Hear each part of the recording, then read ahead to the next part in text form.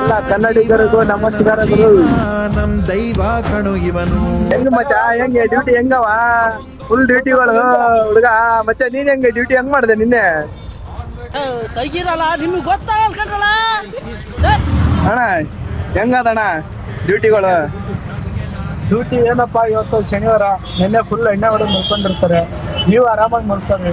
ನಾಳೆ ಅಂತ ಊಟ ಮಾಡಿಗೆ ಬೀದಿಯಲ್ಲಿ ಎಸಿಬಾರ್ದು ಅಂತ ಅಲ್ಲೇ ಇಕ್ಕಂದು ನೋಡೋದು.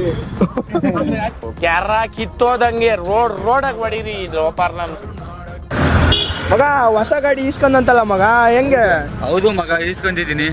ಅಣ್ಣ ಇವನು ಹೊಸ ಗಾಡಿ ಇಸ್ಕೊಂಡಿದ್ದಾನಂತೆ, ಹೆಂಗ್ ಡ್ಯೂಟಿ ಅದು?